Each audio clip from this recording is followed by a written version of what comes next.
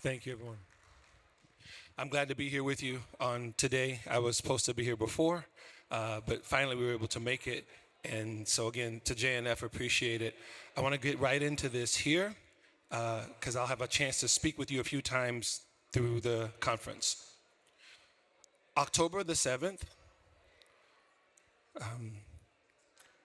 as the videos played around the world, videos gleefully taken by the terrorists themselves, not by journalists, and posted on social media. Throughout the African world, our friends and colleagues in Nigeria, in Sudan, some of the hardest hit places where terrorism happens, they said to the Israelis, that happens to us every week. Throughout sub-Saharan Africa, there's a strong Christian Zionist presence. It's been there for many, many, many years. Many people aren't aware of that because, once again, the same media that glorified October 7th also ignores Israel's friends and allies, particularly in Africa and in the African diaspora. After that, we were part of a grassroots organization that began called the African Jewish Alliance, formed by those African Christians and also by Israelis and Jews in the United States as well, to bring awareness. Some of you may be aware, for example, that just maybe was it 2 weeks ago, Bill Maher, the comedian, brought up the Christian genocide in Nigeria on his show. And some of our group, they were congratulating each other. We finally did it. I said, I don't know if that had anything to do with us, but thank God it's being talked about. Once he talked about it on his platform, immediately Al Jazeera did damage control. So you might say, why does Al Jazeera care about someone knowing about the genocide in Africa? I'm glad you asked me that question. The terrorists that are killing Christians by the thousands every year, some 70,000 Christians in Nigeria alone have been killed over the last 20 years. That's just Nigeria. That doesn't count Sudan, doesn't count Mauritania. There has been a Christian genocide and a mass slavery for many, many, many years. It's one of the enduring things that connects the Israelis to that area. They recognize that Hamas is Boko Haram, is Al-Qaeda, is Al-Shabaab. It's the same mentality. It's just in different places. They all play for the same team. They're just in different regions. No one understands that like Africans. So when they began to advocate, many of them reached out to our organization called the Institute for Black Solidarity with Israel. And over the past year, we've been in Africa. We do a triangle of travel between the United States, Israel, and Africa. And among the many things that we discuss is this connection. Our dear friend Simon Dang, he is a Sudanese former slave. He was rescued years ago. He lives here in the United States. When he saw October 7th, he immediately tried to get there. Other non-Israelis were leaving. He was trying to get a flight from New York into Tel Aviv. It took him a few weeks. When he got there finally, he staged a demonstration and a march from Tel Aviv to Jerusalem to let his Israeli friends know that Sudan stands in solidarity with Israel. But many didn't know his backstory. And he tells it himself. I'll just tell a little bit of it. That during one of the many wars that happened, particularly in the 70s and 80s in Sudan, it was Israel that helped the Sudanese fight against the terrorists that were destroying them. It was Israelis that helped form what became known as a South Sudan. As you know, it's the newest state on the continent. It was Israelis who were a part of that. And when he saw not just the devastation, because he was taken as a slave at 8 years old, his village was destroyed by the same mentality. He said, what they're doing to my Israeli brothers and sisters, they did to me. And so when he went to march, and he's planning another march here in the United States for that, he's one of the pillars of the organization that we helped found, which again, the African Jewish Alliance after that. One of the things I had the opportunity to do just 2 days ago, I was in New York. And every once in a while I'm there. I don't live there, but my daughter and one of my grandchildren lives there, so we're there pretty often. And there's a group of IDF, young soldiers that are there. They do like a 10-day intensive. They talk to different ones and they go back. I was the last person that was able to speak with them. And we had an amazing conversation about some of this that I'm sharing with you now. They weren't aware. So I was able to look at those young men and women, some young enough to be my kids, to thank them for what they are doing because they are holding the line. That they are encouraging Christians in places like Sudan and Nigeria because they are seeing not just that Israel attacked, but they see the same callousness that the world doesn't care. Like many of you, if you weren't aware of the genocide in Africa, many Israelis are aware of that.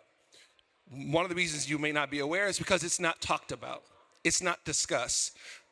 Free Palestine dominates, not only is it a distortion of justice, it dominates headlines, it dominates United Nations, it dominates every conversation. That even when someone said a moment ago, even Hamas that's killing Palestinians now in Gaza, the media doesn't care. What it has done, though, it has galvanized support throughout the African diaspora. When they saw October the 7th, it was a shift for them as well. So what Israel is doing in holding the line, often it's said that Israel is the front line of civilization, and sometimes it's said kind of glibly, but it's completely true that Israelis, you are fighting for freedom on behalf of the entire world.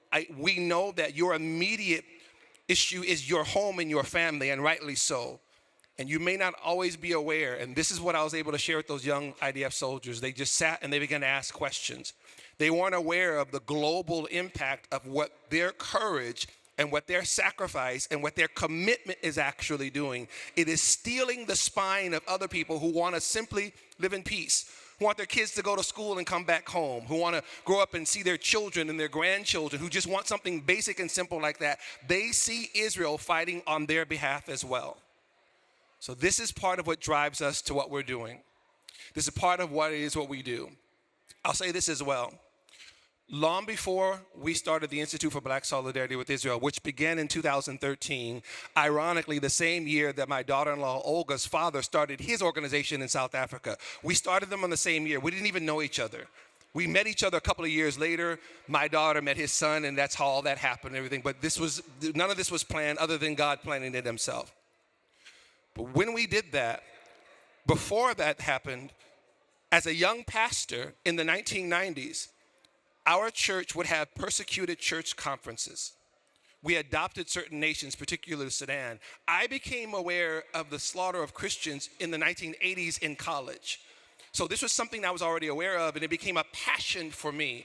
So that when I became a young pastor, our church would regularly not just pray for on the Christian Bible, it says that we are to remember those that are in chains as if bound with them. So we would have conference speakers come to our church and discuss these things. Now, mind you, Israel was never mentioned. We're very pro-Israel, but we didn't really make a connection there. It was really about the Christian genocide, about the Christian persecution. This was now some 30 years ago. It was when I began to do Israel advocacy, something else that God just kind of did. I have a big mouth like my mom, a blessed memory. She would say what she's thinking all the time. And when we came into this type of arena and we heard how Israel was demonized as a genocide, apartheid, racist state, that's what made us so angry. Not only was that not true, there was genocide. There was apartheid. There was literal slaughter all around Israel's neighborhood, but not in Israel. Not to mention the fact, how many of you are from Israel? The tens of thousands of Sudanese and Eritrean refugees that wound up in Tel Aviv, and I know that was a very, very difficult thing in the country. Why were they there? They were fleeing the genocide that was happening in their country. The media didn't care until there was some difficulty in Israel. Then they began to report on it, and my mouth got bigger at that point as well. I said some things that Christians are not supposed to say. You can pray for me. And the issue was this. Not only were they demonizing Israel, they were unconcerned about how those Sudanese got to Tel Aviv in the first place. And how did they get there? They had to do a harrowing trek, and if they made it through Egypt, and many of them didn't make it through Egypt because the Egyptian soldiers would shoot them, they would decapitate them. They would do this in front of the IDF soldiers at the border, so the IDF is watching and can't do anything. And for those who were lucky enough to get across the border, the IDF would pick them up, drive them to some local place in Tel Aviv, and that's how you got so many of the Sudanese refugees in Tel Aviv at that time. So when those same people saw October 7th, they said, no, those people are our friends. They are being demonized. We know exactly what they're going through. Thank you for what you do. I want to thank JNF for what it does. I'll share this one last little story. We took a group of black young people to Israel in 2023, and the JNF National Fund, they also sponsored what's called a forest that they began to plant years ago in the honor of Coretta Scott King, Dr. King's wife. We went there and took photos there, and we're able to tell the story of how our Jewish brothers and sisters have always stood with us for years and years and years, and how their generation has to tell that story as well. So thank you for everything that you do, and we look forward to being with you more here on this weekend. Thank you.